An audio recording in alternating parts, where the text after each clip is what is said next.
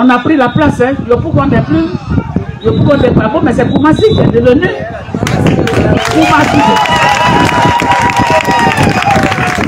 C'est ce que vous nous avez bien montré aujourd'hui. Je voudrais que vous vous applaudissiez. Pour que le président voit ça. Que ces femmes sont là. Et qu'elles s'engagent dans trop, c'est trop. Trop, c'est trop. N'est-ce pas? Je voudrais saluer le fédéral particulièrement. Mon fils Diom Dapri. Merci beaucoup. Merci pour le travail. Sois félicité, sois remercié pour le travail. Merci. Depuis que tu as pris cette fédération, elle brille. Nous suivons de loin. Merci beaucoup. Je voudrais saluer mon fils Kelassa. Il a été candidat, mais la prochaine fois, il va gagner. Merci, mon garçon. Merci beaucoup. Il faut accompagner les femmes. Accompagner-les. Ce qu'elles demandent, il faut leur donner. Parce que le travail qu'elles font là, c'est pour vous. N'est-ce pas? C'est pour vous. Nous travaillons, mais souvent, c'est les hommes qui en bénéficient. Voilà. Donc, accompagnez-les. Je voudrais saluer ma fille Sabolou. La dynamique Sabolou.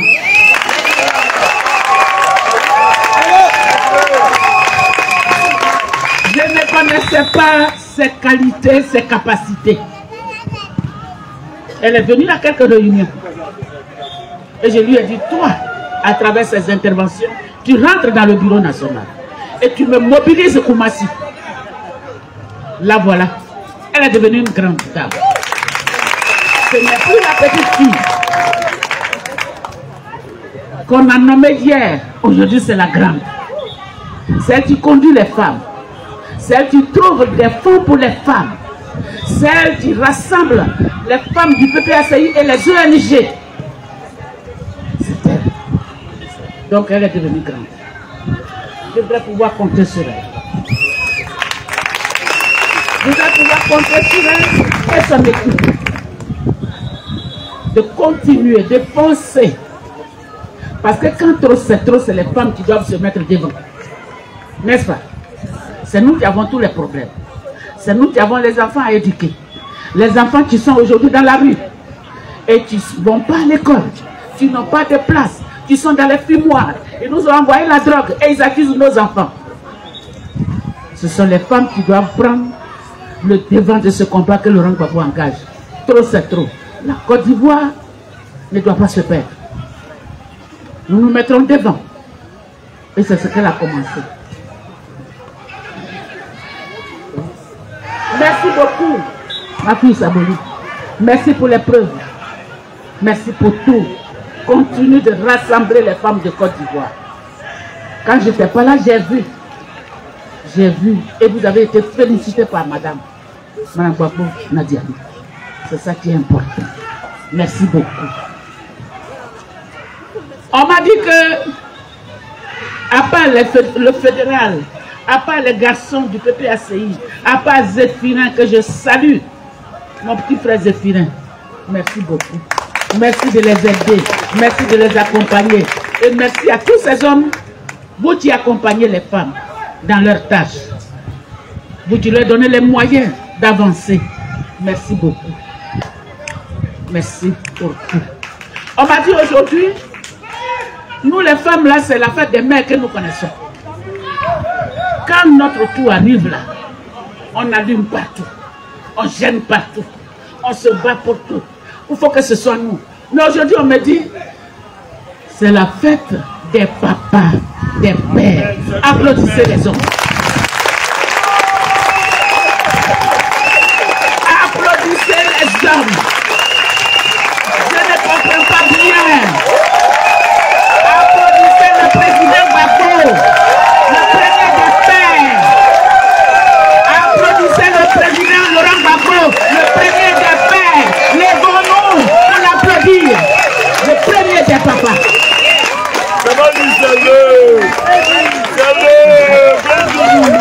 Merci beaucoup. Asseyons-nous.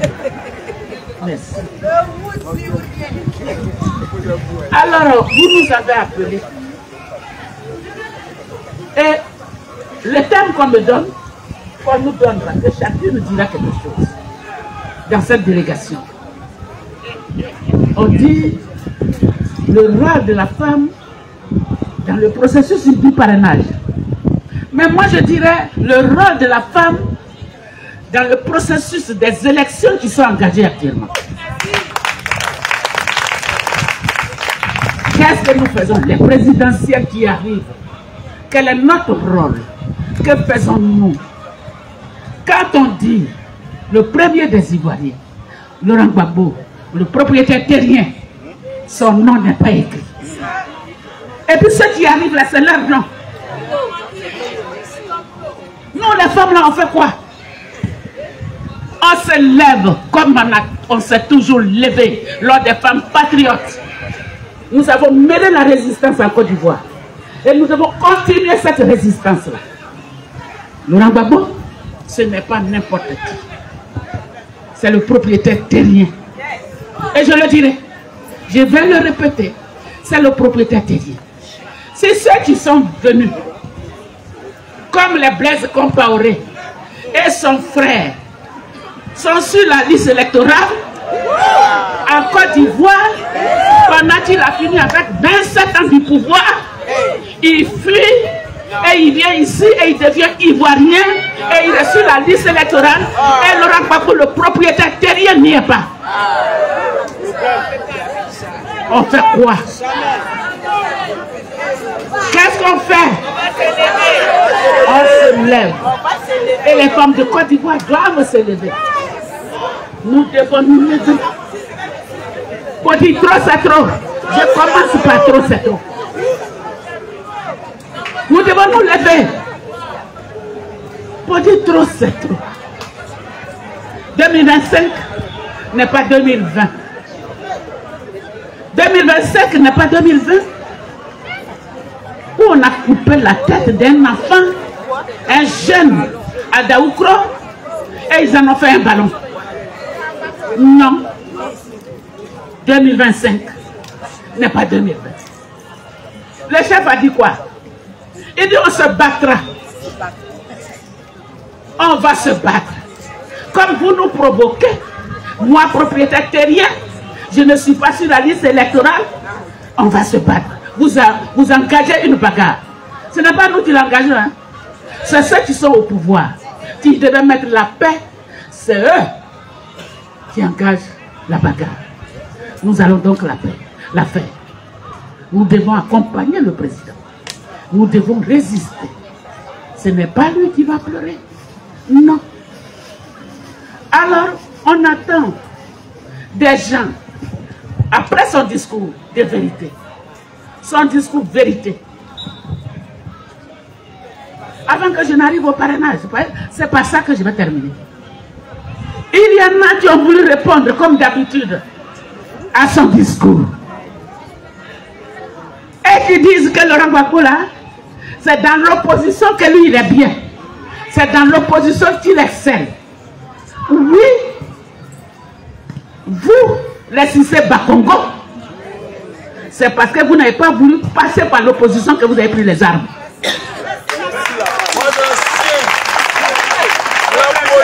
Dites à Cissé Bakongo que Marodet dit, c'est parce qu'ils n'ont pas voulu passer par l'opposition qui forme qu'ils ont pris la trajectoire la plus courte.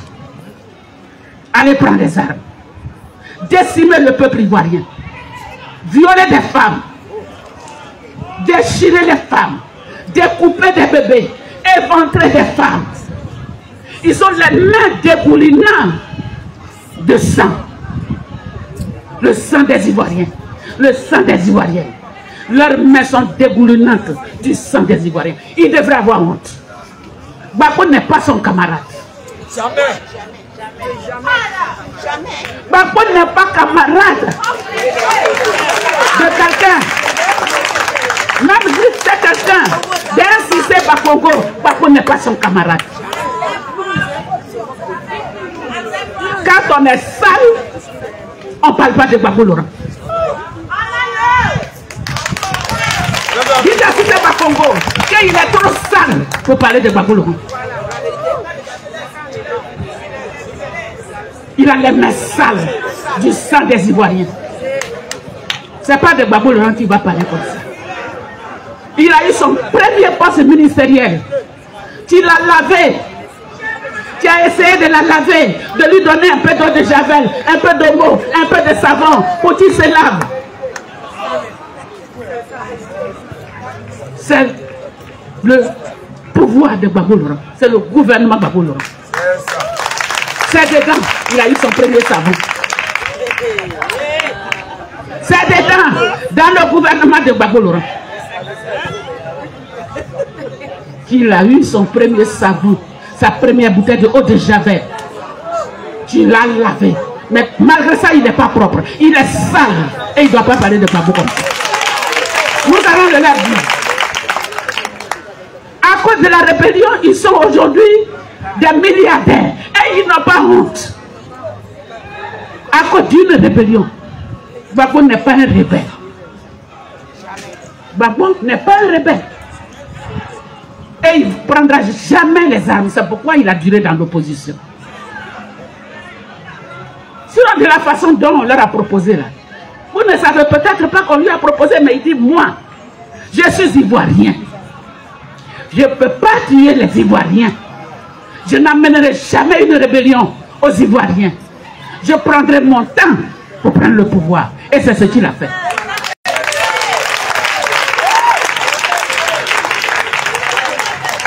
Cissé Bakongo, avant de parler de Gbagbo là, qu'il réfléchisse un peu. C'est au nom de la rébellion qu'ils ont été membres du gouvernement Gbagbo. C'est pas au nom de leur intelligence. Non. C'est pas au nom de leur connaissance. C'est parce qu'ils ont pris les armes. Et Laurent Gbagbo voulait la paix.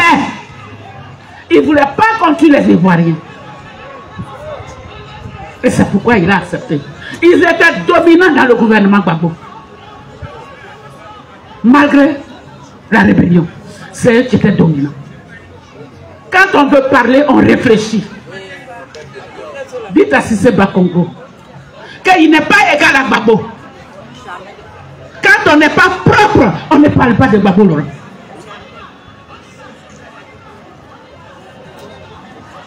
Quand on a bu le sang des Ivoiriens, on ne parle pas de Gbagbo Laurent. Comme ça. Comme ça. Non. Dites à Cissé Bakongo que quand on n'est pas propre, on ne parle pas comme ça d'un homme propre. Ils en font trop. Le chef l'a dit, Laurent Gbagbo l'a dit, ils vont trop loin. Nous n'allons plus leur faire ce cadeau. Non. Ils n'ont pas passé concours pour prendre le pouvoir. Il y en a même qui n'ont pas de diplôme. Mais à cause du sang qu'ils ont versé, à cause des fusils qu'ils ont pris, le fait qu'ils aient découpé des Ivoiriens, Laurent Gbagbo dit c'est bon. Même si vous n'avez pas de diplôme, venez, on va travailler, je veux la paix. Alors ce n'est pas un Cissé Bakongo qui doit chaque fois parler de Laurent Gbagbo comme ça. Ce n'est pas son égal. Laurent Gbagbo n'est pas leur égal. Et tous même qui sont dans ce gouvernement. Laurent Gbagbo n'est pas leur égal. Trop c'est trop. Trop c'est trop. Parler du président Laurent Gbagbo. L'homme dont les Ivoiriens sont fiers. Ils n'ont pas dit que c'était fini pour lui.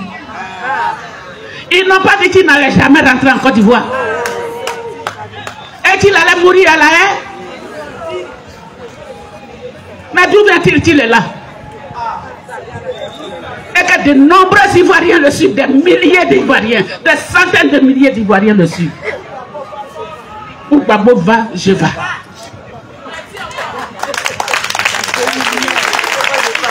Où Gbagbo va, je vais. Les Ivoiriens ont dit. Où Gbagbo va, je vais. Il devrait se taire. il devrait se taire. Puis c'est Gbagbo est rentré. Et il a fait le PPACI. Il lui a arraché son parti pour donner à son ancien premier ministre. Mais il a créé un parti, un nouveau parti, qui draine les Ivoiriens et les Ivoiriennes. Il devrait avoir honte. Il devrait avoir honte. Les Siseba Congo. Ils sont milliardaires, on se dit ils ne sont pas milliardaires. Parce que tu as tué pour être Ivoirien, milliardaire. Donc ton teint là ne se lave pas. Ton teint lugubre, ça ne peut pas se laver. Parce que c'est le sang des Ivoiriens. C'est par le sang des Ivoiriens que tu te diriges. Plus jamais il va parler comme ça de Gbagbo. Plus jamais. Gbagbo n'est pas leur camarade. C'est Gbagbo qui les a fait eux tous. C'est Gbagbo qui les a fait eux tous. Il y en a qui disent qu'ils sont professeurs d'université. Mais ce n'est pas par leur professorat qu'ils sont ministres. C'est parce qu'ils ont pris la rébellion. Ils ont fait la rébellion.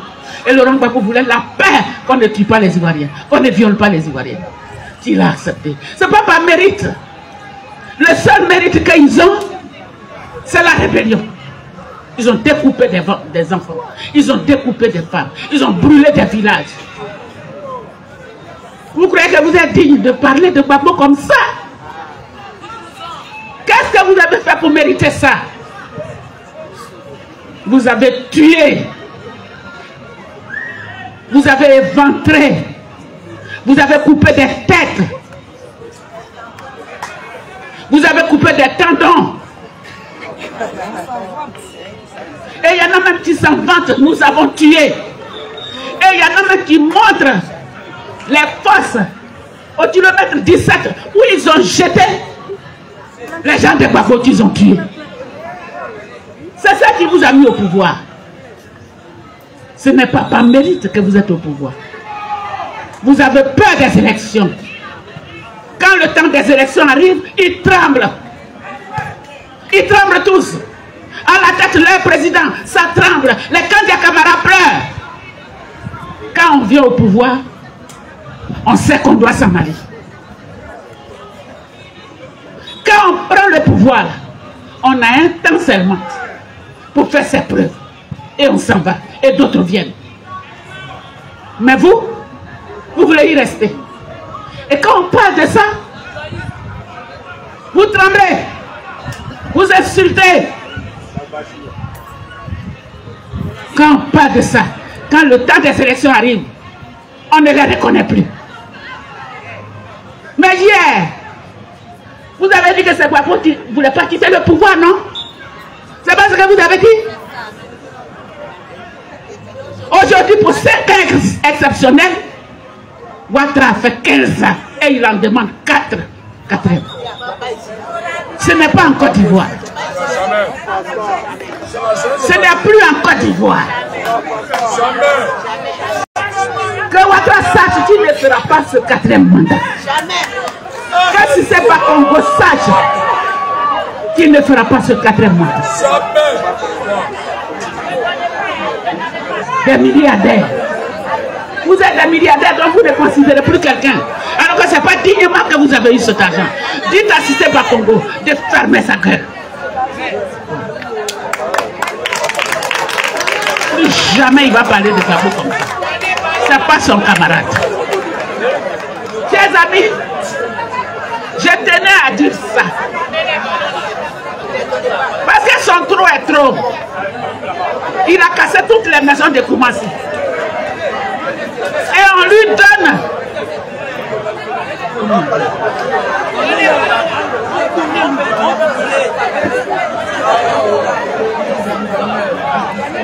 On lui donne encore le district. Laissez-les. Laissez-les. Et puis, on l'enlève à Koumassi, où il a mis tout le monde dehors. Où des familles sont mortes, des pères de famille sont morts. Et on dit oui, tu as bien travaillé à Koumassi. Parce que tu les as mis dehors. Viens, tu vas casser tout le disciple d'Abidjan. Et puis tu vas construire un autre magasin. Tu as construit un autre magasin, tu as envoyé les Libanais. Ils vont construire les magasins pour vous. Si ce Bakongo n'a pas de mérite, c'est une honte pour la Côte d'Ivoire. Je voudrais le lui dire.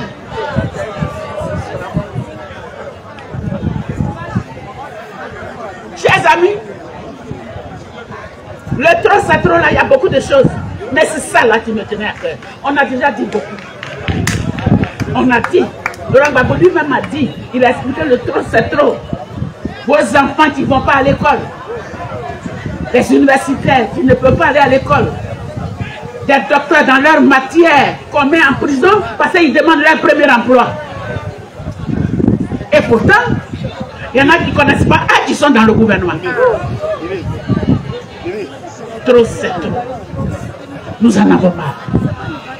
Nous devons donc reprendre la résistance là où nous l'avons laissée.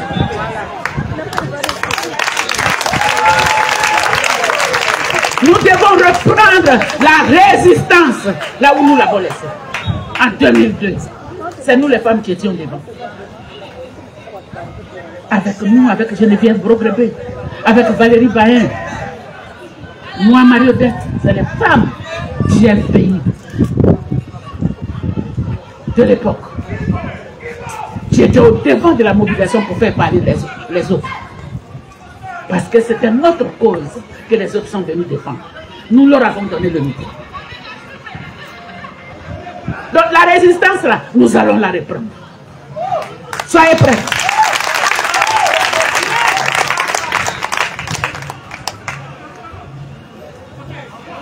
Quand c'est les femmes qui sortent. Avant là, nos grands-mères, nos aïeuls, elles mettaient Kodjo pour sortir. Marie Corée, Anne-Marie Raji, beaucoup de femmes, nos aïeuls. Nous le ferons.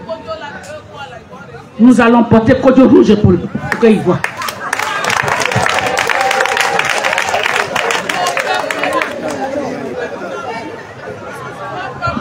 Les garçons, ils peuvent mettre les gars. Et ils peuvent mettre les caleçons. Et puis on va partir.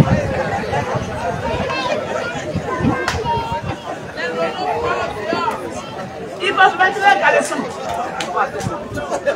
Babou a dit, il y en a qui ne savent pas, ils n'ont pas pantalon ni caleçon et puis ils parlent. C'est pas beau. Mais les nôtres là, ils ont caleçon, ils ont pantalon.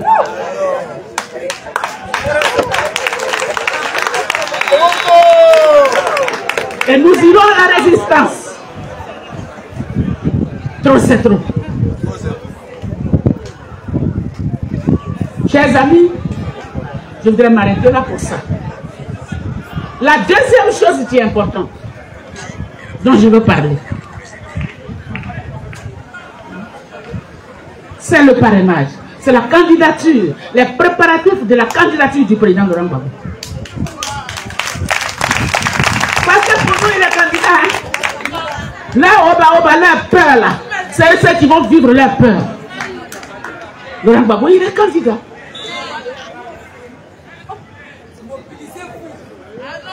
On se mobilise pour lui. Mais je voudrais ici, le fait qu'on le fatigue, je voudrais interpeller un homme qui nous a mis cette corde au cou, cette Thabo Mbeki. Je voudrais interpeller Thabo Mbeki qui nous a mis la corde au cou, cette corde de Kaya Ouattara. Il faut qu'il vienne nous enlever cette corde.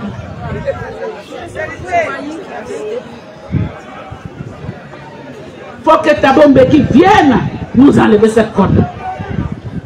De la façon dont il s'est battu pour Ouattara. Comme il sait se battre, qu'il vienne se battre contre Ouattara pour Gbagbo Laurent. Ouattara n'avait pas droit d'être candidat. Il n'avait pas droit. Et Il est allé chercher, laissez-les. Il est allé chercher Thabo Mbeki. Laissez les enfants.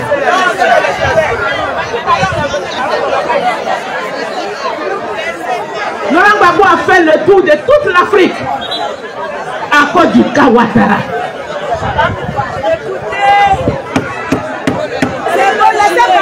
Laissez les enfants là. Maman, Ouattara n'avait pas le droit d'être candidat. Il ne remplissait pas les conditions. Et c'est pourquoi il a pris les armes. Il allait chercher tous les Africains. Il allait chercher le monde entier. Les Blancs, les Français, Nicolas Sarkozy, les Allemands, tout le monde. Les Américains. Pour qu'il soit candidat. Et Laurent Gbagbo a fait de lui un candidat exceptionnel pour 5 ans. C'est lui qui va piétiner Gbagbo aujourd'hui. Il sait pourquoi il ne pouvait pas être candidat. Laurent Gbagbo remplit ses conditions. Il est ivoirien 100%. Il remplit les conditions. Il est ivoirien 100%. 100%. Grand-père, papa, il est né dans un village.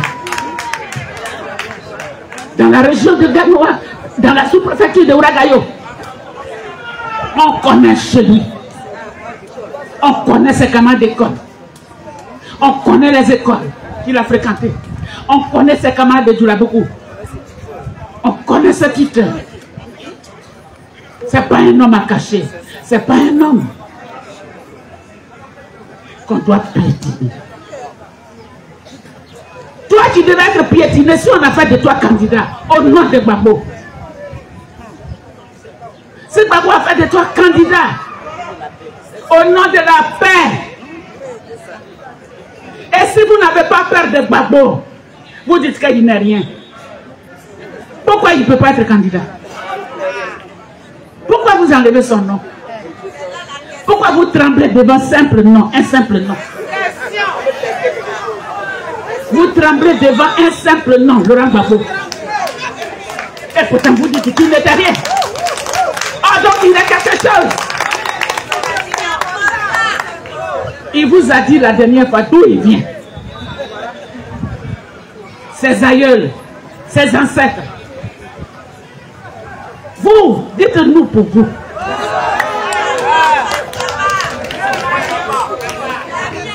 Dites-nous pour vous. Mais c'est sur la violence que vous comptez. Laurent Gbagbo n'est pas violent. Et ce n'est pas à cause de vous qu'il sera violent. Jamais. Alors, chers camarades, chères femmes de Côte d'Ivoire, nous allons reprendre, nous femmes, tel que nous l'avons fait en 2002, nous allons reprendre la rue. Les hommes vont nous trouver là.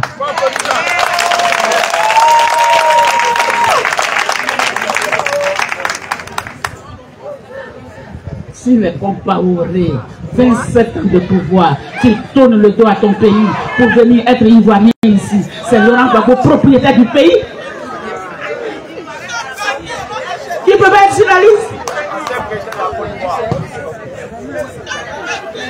Je t'assure, tous ceux qui courent, la Côte d'Ivoire s'est enrichie en si peu de temps avec l'arrivée de Ouattara au pouvoir. Tout le monde est ivoirien.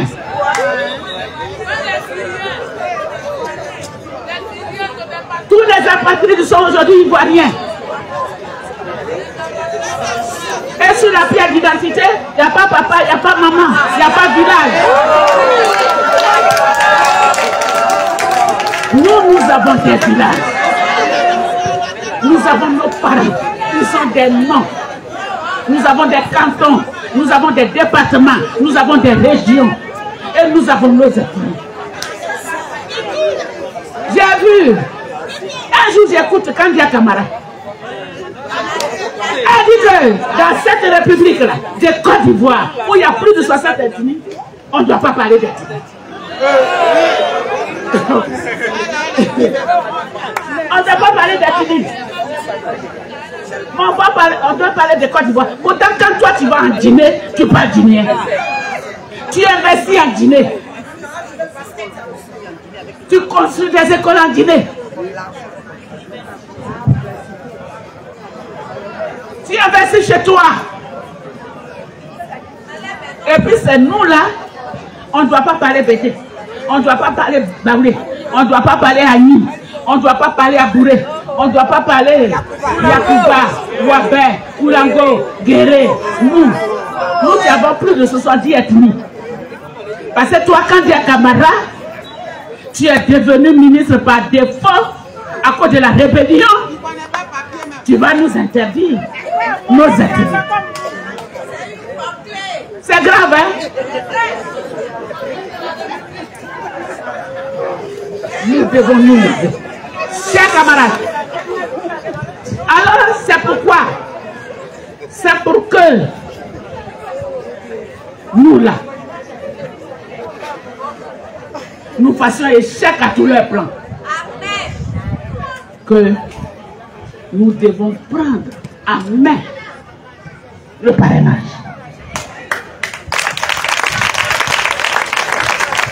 Laurent Gbagbo doit être le pire des Ivoiriens, de toute la Côte d'Ivoire, de tous les Africains qui vont dans notre sens. Vous avez compris? C'est notre filleul. Le parrain, c'est quoi? Le parrain, c'est celui qui est écrit sur la liste électorale. Il est écrit sur la liste électorale. Le parrain, il connaît sa circonscription. Le parrain, il a sa carte d'identité, non seulement ça, mais sa carte d'électeur. Il connaît son bureau de vote.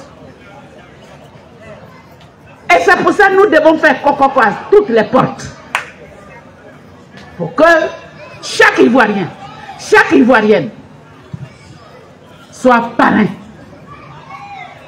soit marraine de Gbagbo. Est-ce que vous avez compris?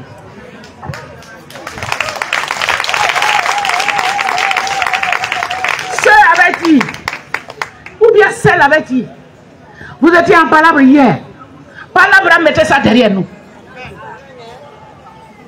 Mettez palabre là derrière vous. Et puis embrassons-nous. Pour donner les moyens de la candidature et de la victoire à Gbagbo. Parce que c'est l'homme qu'il faut à la Côte d'Ivoire. C'est lui qu'il nous faut. C'est lui qui pense à nos enfants. C'est lui qui pense à la Côte d'Ivoire.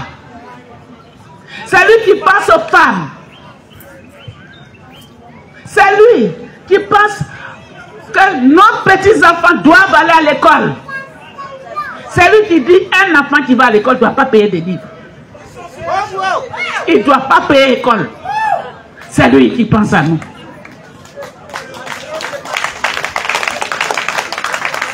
C'est pourquoi nous-mêmes nous devons être parrains, marraines, mais nous devons aller les chercher dans leur maison.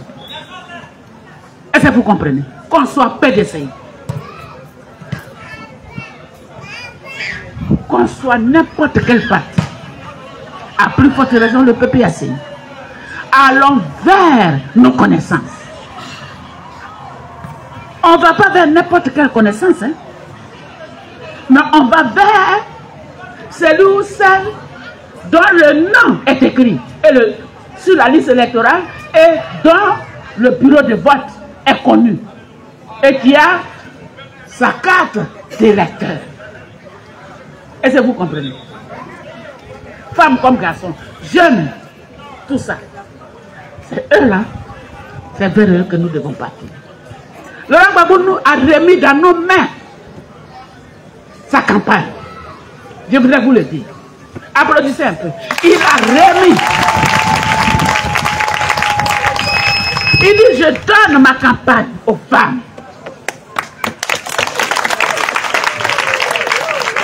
Ça veut dire que nous avons du boulot. Nous avons du travail. Allons partout, dans les campements, dans nos villages, chez les planteurs, chez tout le monde. Allons. Allons chez nos parents. Quand on a fini en ville, celle qui est de Gagnois s'en va à Gagnois. Celle qui est de Agnibilokro s'en va à Agnibilokro. Celle qui est de Haut-Sassandra s'en va dans le Haut-Sassandra. Pour aller chercher les parents. Laurent Gbagbo doit gagner ces élections. Il a la capacité de gagner ces élections. Donc ce n'est pas les conditions qui doivent le mettre en retard. Nous devons remplir les conditions à sa place. Est-ce que vous comprenez? Nous devons remplir les conditions de sa victoire à sa place. En allant vers tout le monde, en riant avec tout le monde. J'étais en palabre hier avec quelqu'un, laisse des palabres. Je dis allons. On va aller sur Gbagbo, faire élire Gbagbo Laurent. C'est ça qui est fait. Donc il nous a donné sa capacité. Mais il nous a remis aussi le parrainage. Est-ce que vous comprenez? Et les femmes de Côte d'Ivoire, allez chercher les Ivoiriens. Puisque c'est Ouattara qui a mis le parrainage dans le code électoral. Allons donner les conditions de la victoire à Gbagbo Laurent. Ça commence par le parrainage. Ça commence par la mobilisation des Ivoiriens et des Ivoiriennes. C'est pas ça? Et ça termine par la victoire. C'est pas ça? Chers amis, quand nous quittons ici, Sabolou, le travail qui te reste là, c'est ça. Laurent Gbagbo nous a permis l'élection. Il nous demande de lui apporter la victoire. Donc allons vers les femmes, allons vers les jeunes, allons vers les étudiants, allons vers tout le monde, allons vers les campements. À Koumassi, ici, il y a campement. Allons partout. Soyons mobiles. N'est-ce pas? Soyons mobiles pour aller partout. Pourtant, ce jour-là, on ne porte pas talon. Nous-mêmes, nos pieds font mal maintenant, on ne porte plus talon. On porte des tapettes. On porte les petits sabots là. Et puis on s'en va vers les Ivoiriens. Sabolou, voilà le travail que je te laisse. Je sais que tu es capable. Je sais que tu es capable et tu es soutenu par tes garçons. N'est-ce pas? Voilà, Blessé qui est assis là. Fédéral. Ancien fédéral. Voilà Zéphirin. Qui est là. Tous les autres, la CR, la CA, tout le monde est là. Mettons-nous ensemble. C'est un combat que nous devons gagner. Qu'on soit PDCI. Qu'on soit l'Ivoirienne du RDR. Il s'agit de notre pays. Je dis bien qu'on soit l'Ivoirienne du RDR. L'Ivoirienne du RDR. Il s'agit de notre pays. Nous devons nous mettre ensemble pour la Côte d'Ivoire. Qu'on soit du nord, qu'on soit du sud, qu'on soit de l'ouest, qu'on soit du sud comme moi, qu'on soit partout, qu'on soit de partout. Nous devons être unis et inséparables pour reconquérir la Côte d'Ivoire, pour reprendre notre pays qui est envahi. Notre pays qui est envahi et qui est pris en otage. Chers amis, ce que j'ai oublié, les autres vont dire. Merci beaucoup. Vous venez d'écouter la mère Marie-Odette Dorognon. Le premier point important, c'est celui de savoir que les femmes seront les premières à prendre les rues au PPACI et les hommes vont les rejoindre.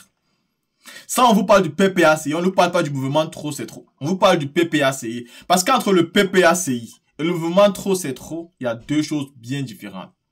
Le président Laurent Gbagbo sera sur la liste électorale. Monsieur Ouattara n'aura pas d'autre choix. Que le RHDP donne des peu et des sardines. Que le RHDP organise des congrès, tout ce qu'ils veulent même. Qu'ils payent les gens pour remplir partout où ils veulent. On dit, s'ils sont si populaires que ça, qu'ils permettent à tout le monde d'être candidat. Parce qu'il ne sert à rien de dire que vous êtes les plus populaires. De Paris à Libreville, en passant par Abidjan, vous avez des meetings partout sans oublier le Maroc. On voit vos mobilisations partout. Mais à l'heure du bilan, vous voulez choisir ceux avec qui vous allez discuter. Vous voulez discuter avec qui? Antoine Tiemoko à Salé. C'est avec lui que vous voulez discuter. Avec M. Jean-Luc Billon. C'est avec lui que vous voulez discuter.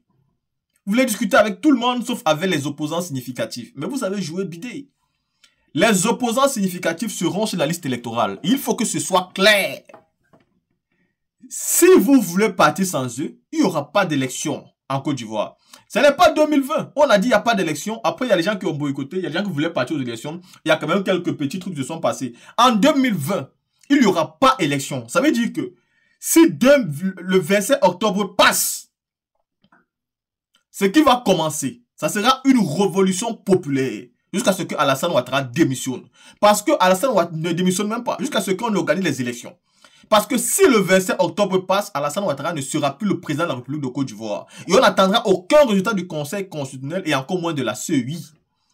Ils seront considérés comme des personnes illégales, dont toute manifestation sera reconnue comme légitime. Ça c'est clair. Soit vous allez organiser les élections en octobre 2025, mais en respectant scrupuleusement toutes les règles. La CEI qui doit être réformée.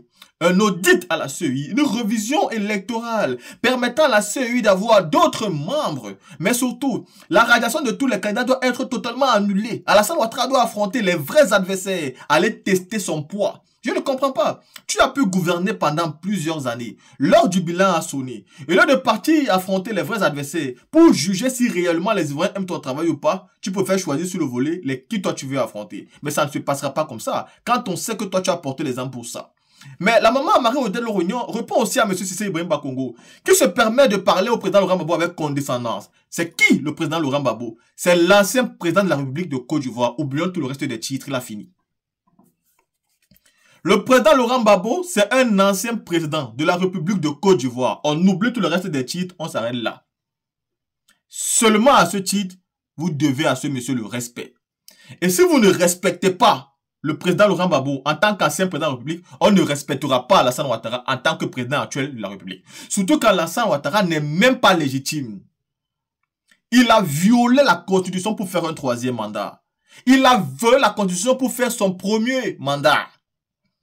Il est arrivé à la tête de la Côte d'Ivoire en faisant un coup d'État, violant le Conseil constitutionnel qui avait déclaré le président Laurent Gbagbo vainqueur. Que le même Conseil constitutionnel vient donner d'autres résultats, ça ne compte plus. Parce que la loi est claire. Un Conseil constitutionnel ne peut pas donner deux mêmes résultats sur une même élection. Donc, le premier résultat reste donc le bon résultat. Tout ce qui vient après ne sont que des violations de la règle. Donc, quand Cissé Ibrahim Bakongo vient manquer le respect au président Laurent Gbagbo, et pourtant, lui, il est dans un groupe de rebelles. On a envie de dire à ce monsieur, fais gaffe à ce que tu fais. Sinon, on ne te respectera pas. Tu ne respecteras pas Alassane Ouattara. Parce que vous n'avez jamais respecté, c'est-à-dire la place d'un président. Vous n'avez jamais respecté constitutionnellement le rôle d'un président. Mais quand vous êtes là, on vous a pourtant donné le respect.